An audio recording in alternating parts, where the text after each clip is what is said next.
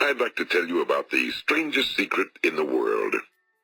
Some years ago, the late Nobel Prize-winning Dr. Albert Schweitzer was being interviewed in London, and a reporter asked him, "Doctor, what's wrong with men today?"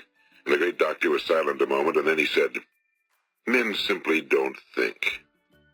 It's about this that I want to talk with you. We live today in a golden age. This is an era that man has looked forward to, dreamed of, and worked toward for thousands of years. But since it's here, we pretty well take it for granted. We in America are particularly fortunate to live in the richest land that ever existed on the face of the earth, a land of abundant opportunity for everyone. But you know what happens?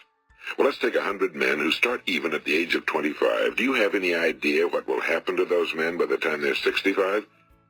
These 100 men who all start even at the age of 25 believe they're going to be successful. If you ask any one of these men if he wanted to be a success, he'd tell you he did. And you'd notice that he was eager toward life, that there was a certain sparkle to his eye, an erectness to his carriage, and life seemed like a pretty interesting adventure to him. But by the time they're 65, 1 will be rich. 4 will be financially independent. 5 will still be working. 54 will be broke. Now think a moment. Out of the 100, only 5 make the grade. Now why do so many fail?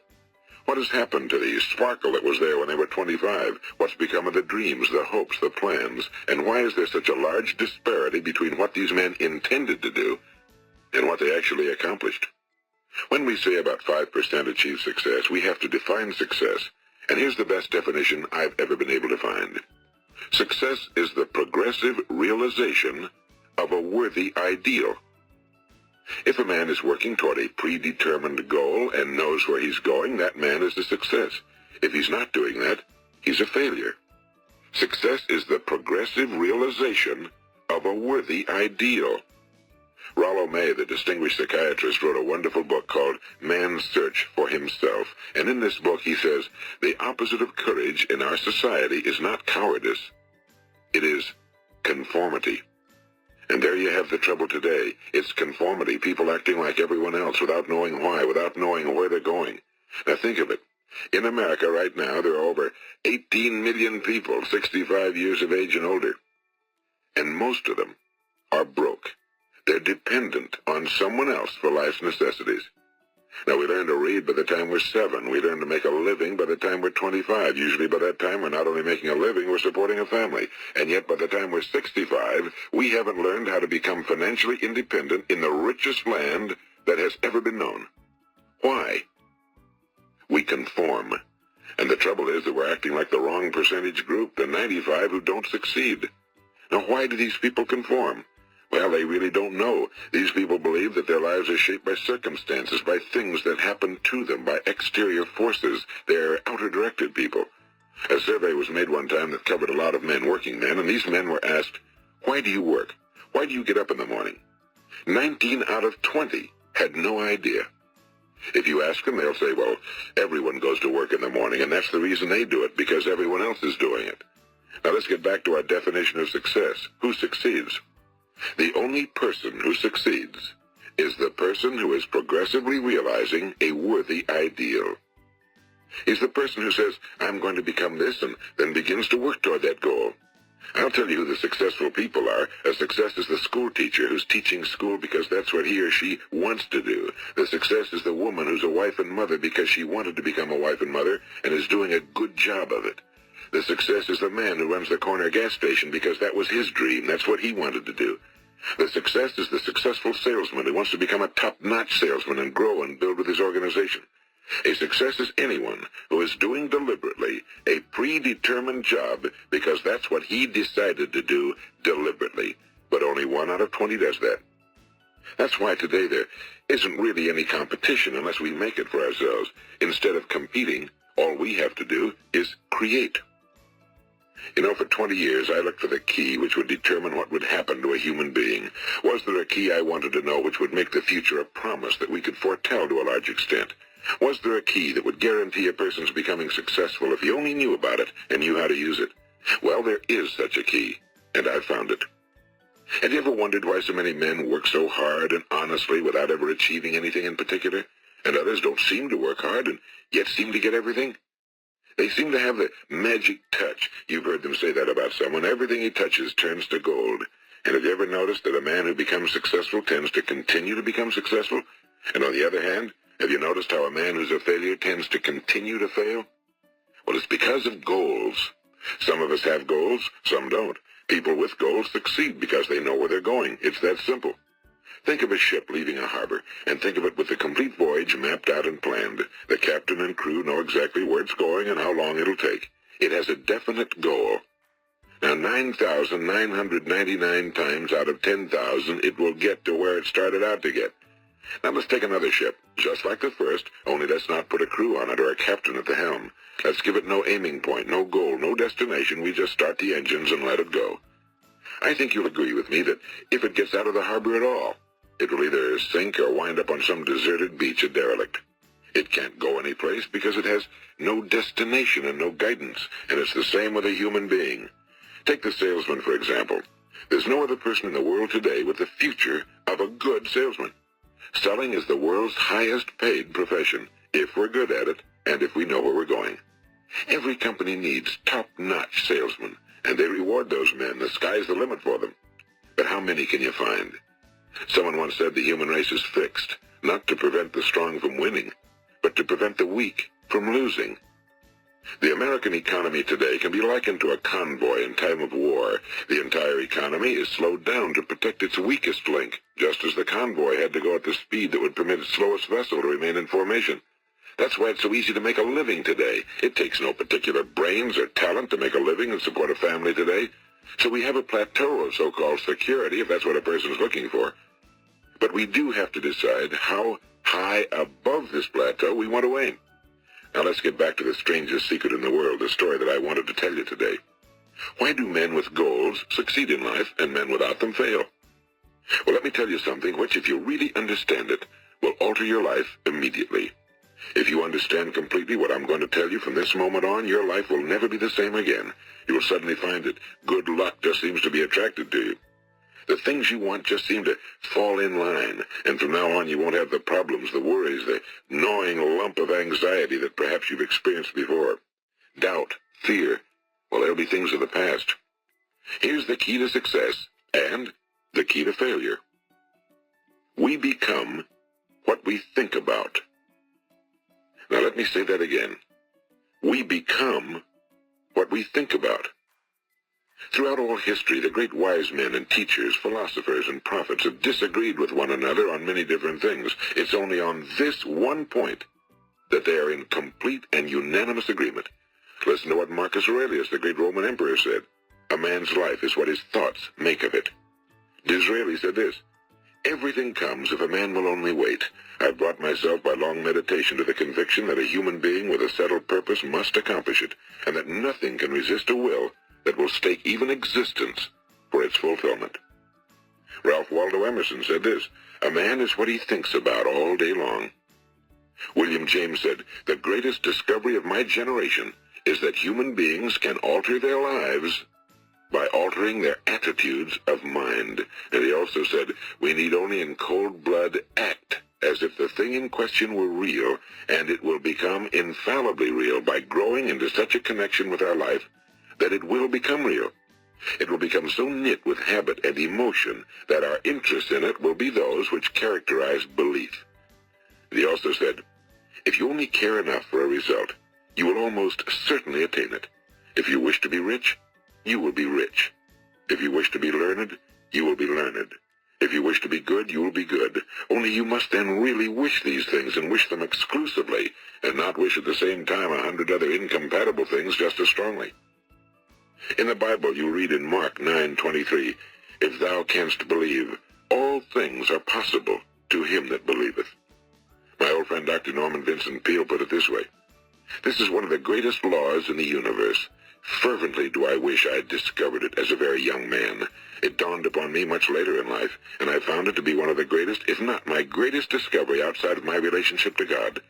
The great law, briefly and simply stated, is that if you think in negative terms, you will get negative results. If you think in positive terms, you will achieve positive results. That is the simple fact, he went on to say, which is at the basis of an astonishing law of prosperity and success. In 3 words, believe and succeed. William Shakespeare put it this way: our doubts are traitors and make us lose the good we oft might win by fearing to attempt. George Bernard Shaw said, people are always blaming their circumstances for what they are. I don't believe in circumstances. The people who get on in this world are the people who get up and look for the circumstances they want, and if they can't find them, make them. Well, it's pretty apparent, isn't it? And every person who discovered this for a while believed that he was the first one to work it out. We become what we think about. Now, it stands to reason that a person who's thinking about a concrete and worthwhile goal is going to reach it, because that's what he's thinking about, and we become what we think about. Conversely, the man who has no goal, who doesn't know where he's going, and whose thoughts must therefore be thoughts of confusion and anxiety and fear and worry, becomes what he thinks about. His life becomes one of frustration and fear and anxiety and worry. And if he thinks about nothing, he becomes nothing. Now, how does it work? Why do we become what we think about? Well, I'll tell you how it works as far as we know. Now, to do this, I want to tell you about a situation that parallels the human mind. Suppose a farmer has some land, and it's good fertile land. Now, the land gives the farmer a choice. He may plant in that land whatever he chooses. The land doesn't care. It's up to the farmer to make the decision. Now, remember, we're comparing the human mind with the land because the mind, like the land, doesn't care what you plant in it. It will return what you plant, but it doesn't care what you plant. Now let's say that the farmer has 2 seeds in his hand. One is a seed of corn, the other is nightshade, a deadly poison. He digs 2 little holes in the earth and he plants both seeds, one corn, the other nightshade. He covers up the holes, waters, and takes care of the land, and what will happen? Invariably the land will return what's planted. As it's written in the Bible, as ye sow, so shall ye reap. Now remember, the land doesn't care. It'll return poison in just as wonderful abundance as it will corn. So up come the 2 plants, one corn, one poison. Now, the human mind is far more fertile, far more incredible and mysterious than the land, but it works the same way. It doesn't care what we plant. Success, failure. A concrete, worthwhile goal, or confusion. Misunderstanding, fear, anxiety, and so on. But what we plant, it must return to us. You see, the human mind is the last great unexplored continent on Earth. It contains riches beyond our wildest dreams. It will return anything we want to plant. Now, you might say, well, if that's true, why don't people use their minds more? Well, I think they figured out an answer to that one, too.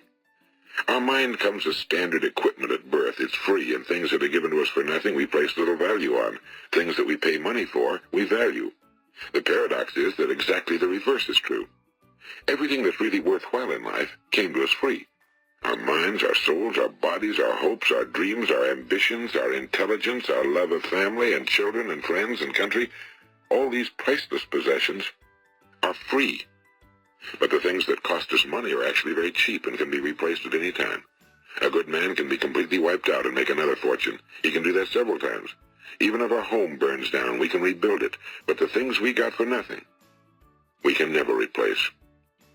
The human mind isn't used because we take it for granted. Familiarity breeds contempt. It can do any kind of job we assign to it, but generally speaking, we use it for little jobs instead of big, important ones. Universities have proved that most of us are operating on about 10% or less of our abilities. So decide now, what is it you want? Plant your goal in your mind. It's the most important decision you'll ever make in your entire life. What is it you want? Do you want to be an outstanding salesman? A better worker at your particular job? Do you want to go places in your company, in your community? Do you want to get rich? All you've got to do is plant that seed in your mind, care for it, work steadily toward your goal, and it will become a reality. It not only will, there's no way that it cannot. You see, that's a law, like the laws of Sir Isaac Newton, the laws of gravity. If you get on top of a building and jump off, you'll always go down. You'll never go up, and it's the same with all the other laws of nature. They always work. They're inflexible. Think about your goal in a relaxed, positive way. Picture yourself in your mind's eye as having already achieved this goal. See yourself doing the things you will be doing when you've reached your goal. Ours has been called the phenobarbital age, the age of ulcers and nervous breakdowns and tranquilizers, at a time when medical research has raised us to a new plateau of good health and longevity. Far too many of us worry ourselves into an early grave trying to cope with things in our own little personal ways without learning a few great laws that will take care of everything for us. These things we bring on ourselves through our habitual way of thinking. Every one of us is the sum total of his own thoughts. He is where he is because that's exactly where he really wants to be, whether he'll admit that or not. Each of us must live off the fruit of his thoughts in the future, because what you think today and tomorrow, next month and next year, will mold your life and determine your future. You're guided by your mind. I remember one time I was driving through eastern Arizona and I saw one of those giant earth-moving machines roaring along the road at about 35 miles an hour with what looked like 30 tons of dirt in it. A tremendous, incredible machine. And there was a little man perched way up on top with the wheel in his hands guiding it. And as I drove along, I was struck by the similarity of that machine to the human mind. Just suppose you're sitting at the controls of such a vast source of energy. Are you going to sit back and fold your arms and let it run itself into a ditch? Or are you going to keep both hands firmly on the wheel and control and direct this power to a specific, worthwhile purpose? It's up to you. You're in the driver's seat.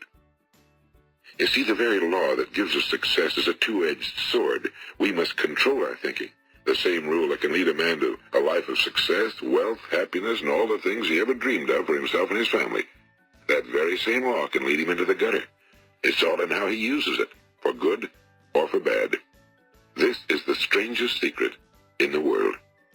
Now, why do I say it's strange, and why do I call it a secret? Actually, it isn't a secret at all. It was first promulgated by some of the earliest wise men, and it appears again and again throughout the Bible, but very few people have learned it, understand it. That's why it's strange, and why for some equally strange reason it virtually remains a secret. I believe that you could go out and walk down the main street of your town and ask one man after another what the secret of success is, and you probably wouldn't run into one man in a month who could tell you. Now, this information is enormously valuable to us if we really understand it and apply it. It's valuable to us not only for our own lives, but the lives of those around us, our families, employees, associates, and friends. Life should be an exciting adventure. It should never be a bore. A man should live fully, be alive. He should be glad to get out of bed in the morning. He should be doing a job he likes to do because he does it well. One time I heard Grove Patterson, the great late editor-in-chief of the Toledo Daily Blade, make a speech, and as he concluded his speech, he said something I've never forgotten. He said, "My years in the newspaper business have convinced me of several things. Among them, that people are basically good, and that we came from someplace, and we're going someplace. So we should make our time here an exciting adventure. The architect of the universe didn't build a stairway leading nowhere." And the greatest teacher of all, the carpenter from the plains of Galilee, gave us the secret time and time again. As ye believe, so shall it be done unto you. I've explained the strangest secret in the world and how it works. Now on this side I want to explain how you can prove to yourself the enormous returns possible in your own life by putting this secret to a practical test. I want you to make a test that will last 30 days. It isn't going to be easy, but if you'll give it a good try, it will completely change your life for the better. Now back in the 17th century, Sir Isaac Newton, the English mathematician and natural philosopher, gave us some natural laws of physics which apply as much to human beings as they do to the movement of bodies in the universe. And one of these laws is that for every action, there is an equal and opposite reaction. Simply stated, as it applies to you and me, it means we can achieve nothing without paying the price. The results of your 30-day experiment will be in direct proportion to the effort you put forth. To be a doctor, you must pay the price of long years of difficult study. To be successful in selling, and remember that each of us succeeds to the extent of his ability to sell. Selling our families on our ideas, selling education in schools, selling our children on the advantages of living the good and honest life, selling our associates and employees on the importance of being exceptional people. To, of course, the profession of selling itself. But to be successful in selling our way to the good life, we must be willing to pay the price. And what is that price? Well, it's many things. First, it's understanding emotionally, as well as intellectually, that we literally become what we think about, that we must control our thoughts if we're to control our lives. It's understanding fully that as ye sow, so shall ye reap. Second, it's cutting away all fetters from the mind and permitting it to soar as it was divinely designed to do. It's the realization that your limitations are self-imposed and that the opportunities for you today are enormous beyond belief. It's rising above narrow-minded pettiness and prejudice. And third, it's using all your courage to force yourself to think positively on your own problem, to set a definite and clearly defined goal for yourself, to let your marvelous mind think about your goal from all possible angles, to let your imagination speculate freely upon many different possible solutions, to refuse to believe that there are any circumstances sufficiently strong to defeat you in the accomplishment of your purpose, to act promptly and decisively when your course is clear, and to keep constantly aware of the fact that you are, at this moment, standing in the middle of your own acres of diamonds, as Russell Conwell used to point out. And fourth, save at least 10% of every dollar you earn. It's also remembering that no matter what your present job, it has enormous possibilities if you're willing to pay the price. Now let's just go over the important points in the price each of us must pay to achieve the wonderful life that can be ours. It is, of course, worth any price. 1. You will become what you think about. 2.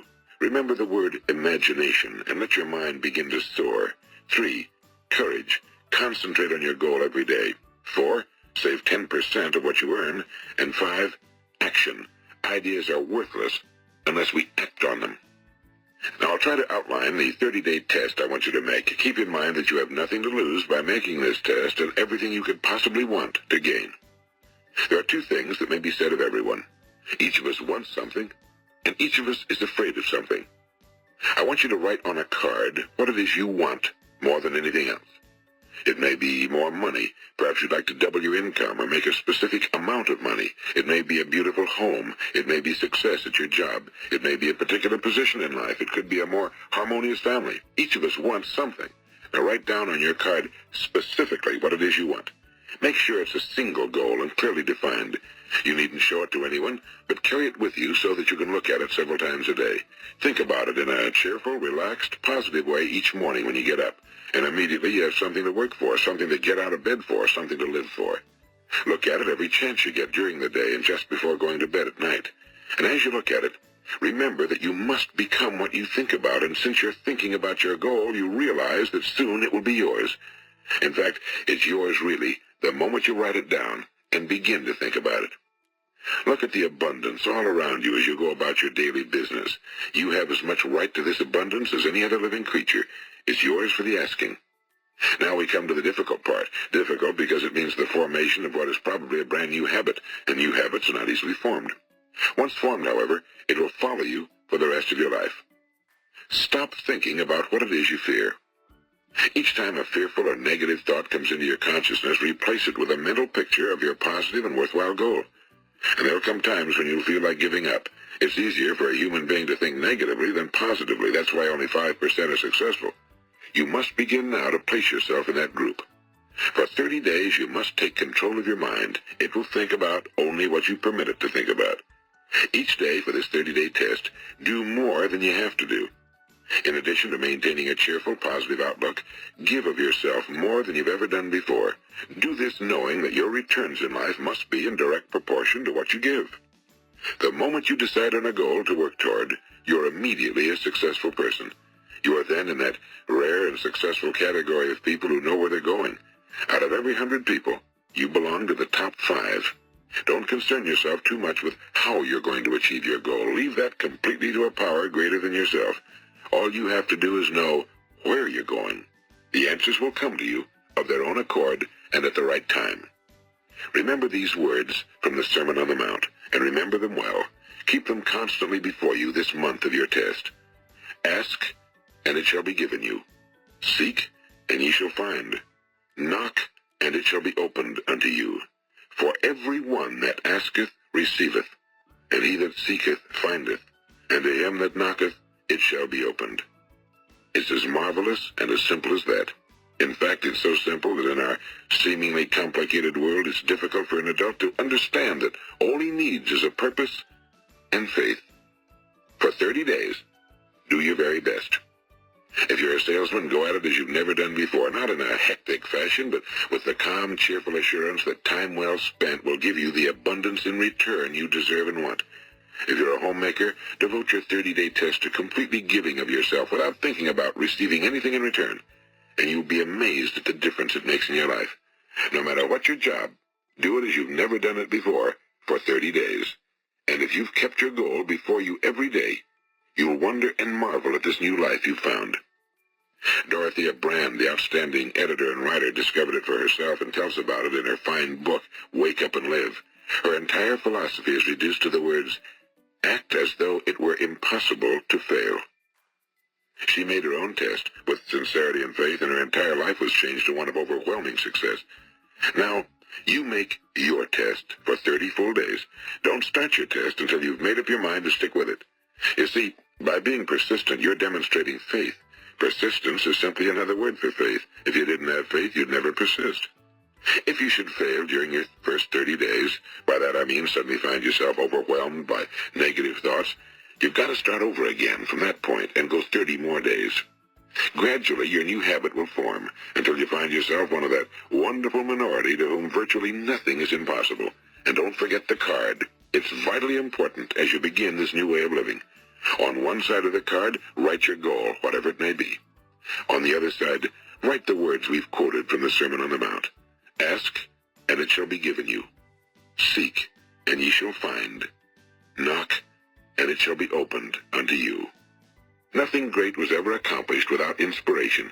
See that during these crucial first 30 days, your own inspiration is kept at a peak. And above all, don't worry.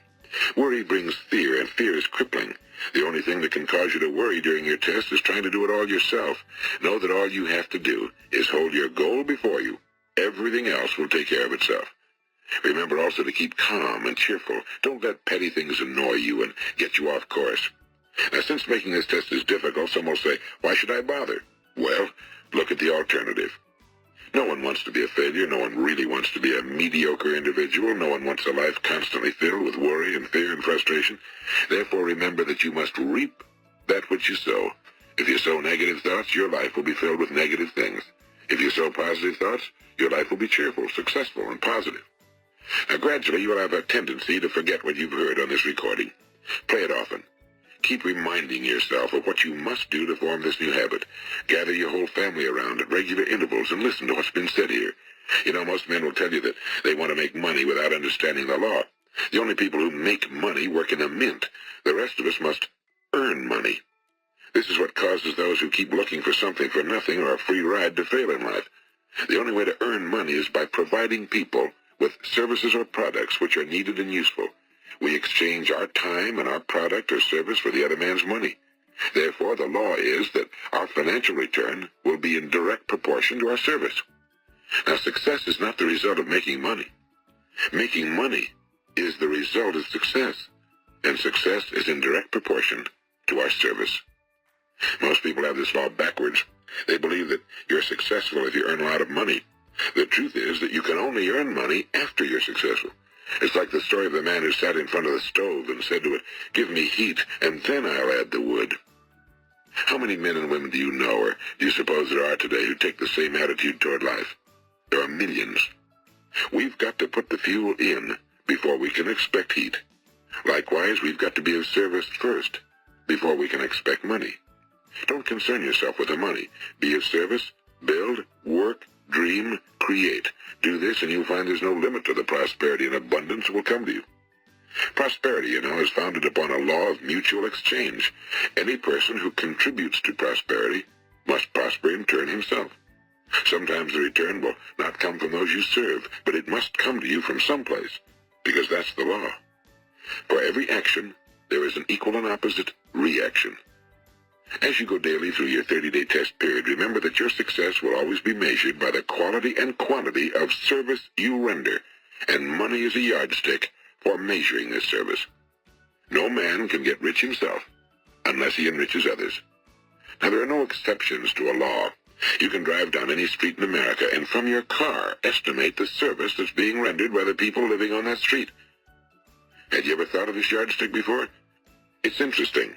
Some, like ministers and priests and other devoted people, measure their returns in the realm of the spiritual, but again, their returns are equal to their service. Once this law is fully understood, any thinking person can tell his own fortune. If he wants more, he must be of more service to those from whom he receives his return. If he wants less, he has only to reduce his service. This is the price you must pay for what you want. If you believe you can enrich yourself by deluding others, You can end only by deluding yourself. It may take some time, but just as surely as you breathe, you'll get back what you put out. Don't ever make the mistake of thinking you can avert this. It's impossible. The prisons and the streets where the lonely walk are filled with people who tried to make new laws just for themselves. We may avoid the laws of man for a while, but there are greater laws that cannot be broken. An outstanding medical doctor recently pointed out 6 steps that will help you realize success. 1.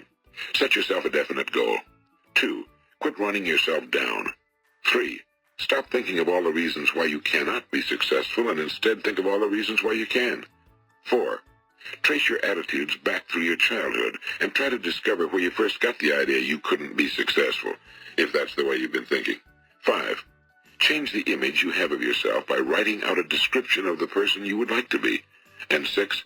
Act the part of the successful person you have decided to become. The doctor who wrote those words is a noted West Coast psychiatrist, Dr. David Harold Fink. Do what the experts since the dawn of recorded history have told you you must do. Pay the price by becoming the person you want to become. It's not nearly as difficult as living unsuccessfully. Make your 30-day test, then repeat it again, and each time it will become more a part of you until you'll wonder how you could ever have lived any other way. Live this new way and the floodgates of abundance will open and pour over you more riches than you may have dreamed existed. Money? Yes, lots of it. But what's more important, you'll have peace. You'll be in that wonderful minority who lead calm, cheerful, successful lives. Start today. You have nothing to lose, but you have a whole life to win. This is Earl Nightingale, and thank you.